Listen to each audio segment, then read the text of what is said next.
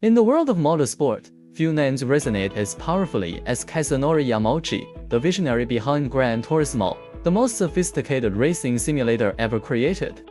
Kazunori, whose passion for cars and racing runs deep, set out to democratize the thrilling world of motorsport. His mission was to make racing accessible not just to professionals, but to everyone, young and old, who dared to dream of speed and adrenaline. While Kazunori worked tirelessly to perfect the game, a dynamic marketing executive named Danny Moore was formulating an audacious plan. Recognizing the potential within the virtual racing community, he proposed the establishment of the GT Academy, a groundbreaking initiative by Nismo, the motorsport division of Nissan. Danny believed that there were approximately 80 million young gamers who played Gran Turismo, and he envisioned a future where one of these skilled players could be transformed into a professional racing champion, opening new avenues for Nissan's physical car sales.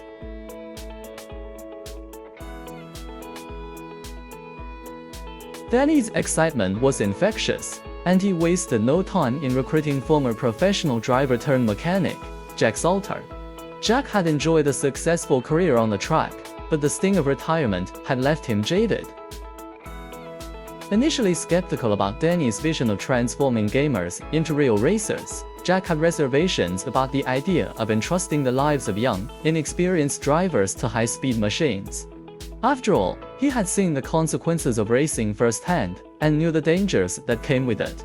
Despite his apprehensions, Jack accepted the challenge, partly out of frustration with his current situation and the arrogance of his team's star driver, Nicolas Coppa. Meanwhile, on the other side of the ocean, in Cardiff, Wales, a teenage gamer named Jen Muttonborough was living a life filled with dreams of racing glory. Jen, who worked at a local clothing store, spent his free time honing his skills in Gran Turismo, driven by an unquenchable passion for speed. However, his aspirations clashed with the practical views of his father, Steve Martinborough, a former professional footballer who could not understand his son's obsession with racing. One fateful day, Jen discovered he had qualified for a chance to enter the GT Academy after breaking a track record. This revelation ignited a fire within him, and he was determined to seize the opportunity. The night before his qualifying race, Jen's older brother Kobe invited him to a party where the siblings took their father's car for a joyride. At the party, Jen met a charming young woman named Audrey, and they shared a fleeting moment that made his heart race faster than any car ever could. As the night unfolded, chaos erupted when the police arrived. Jen and Kobe made a hasty retreat, narrowly escaping trouble. Upon returning home, they were caught by their father, who was furious. Kobe expressed his concerns about their reckless behavior, but Jen, ever the brave brother, offered to take the blame if it meant protecting Kobe. The next day, in a bid to teach Jen a lesson, Steve took him to his workplace at the rail yard, insisting that his son either pursue an education or join him in a life of labor, dismissing the idea of a future in racing as nothing more than a fantasy.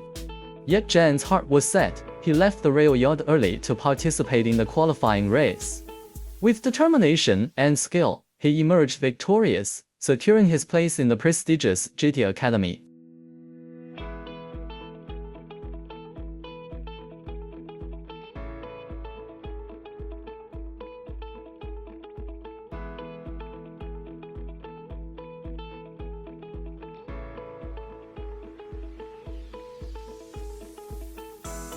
Arriving at the GT Academy camp in Silverstone, UK, Jen was both nervous and excited.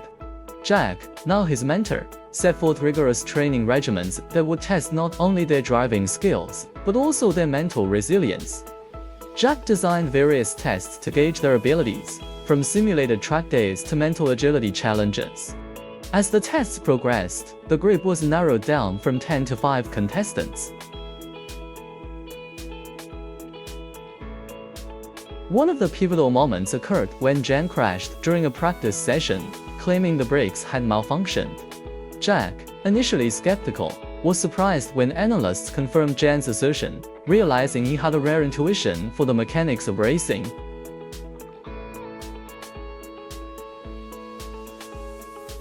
In the final race to determine who would represent Nissan, Jen faced off against Maddie Davis, an American racer with undeniable charisma and commercial appeal.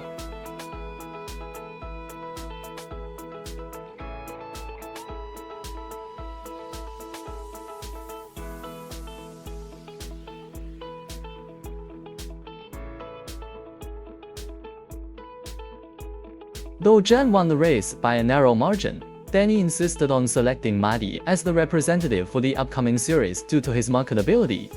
Jack, however, believed in Jen's potential and fought for him to take the role. Ultimately, Jack's conviction prevailed, and Jen was named the representative. With newfound responsibility, Jen learned that he needed to finish at least fourth in any of the upcoming qualifying races to secure a professional license and contract with Nissan. The journey was anything but smooth. In his first professional race in Austria, he finished last after Nicholas collided with him, spinning him out of control. Each race afterward brought its own set of challenges, and while he gradually improved, Jen struggled to finish strong.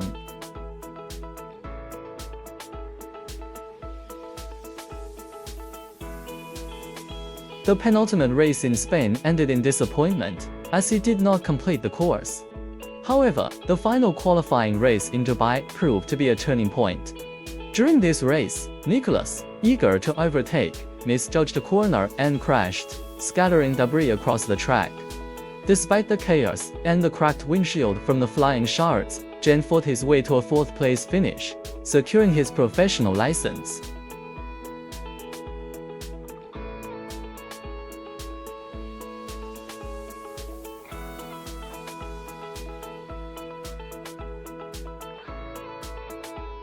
Excited for his first race after signing with Nissan, Jen faced the legendary Nürburgring Nordschleife, a track known for its challenging layout and demanding conditions. He started strong, showcasing his skills, but disaster struck when the front of his car lifted at the floodlights corner, leading to a horrific crash that sent him spiraling into a crowd of spectators.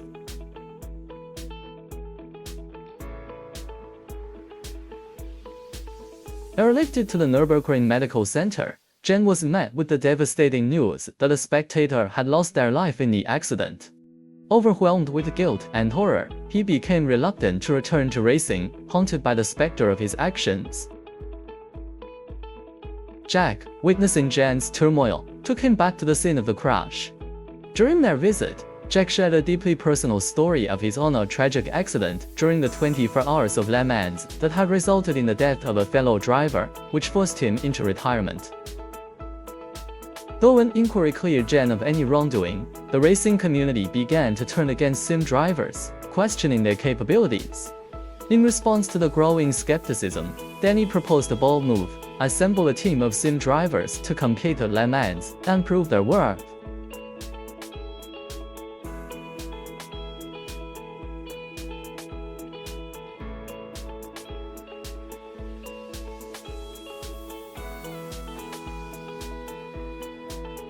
As the race commenced, Jen found himself shaken after witnessing a fellow competitor's car crash and catch fire.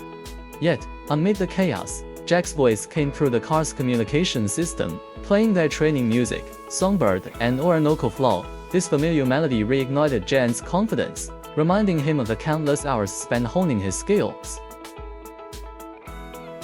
Maddie and Antonio completed their shifts without incident, but Antonio was forced to come in early due to cramps.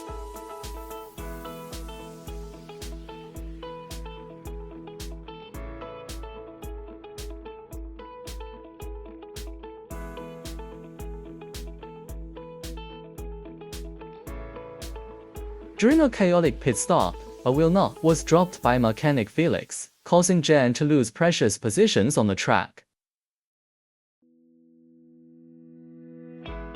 However, instead of panicking, Jen relied on his instincts, deviating from the prescribed racing lines he had learned in Gran Turismo.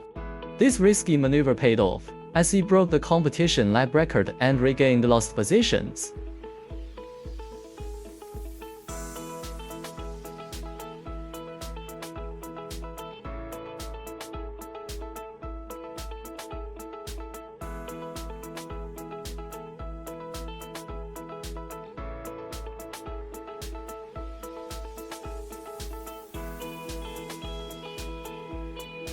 In the race's final lap, Zheng found himself in a fierce battle against Nicholas once again.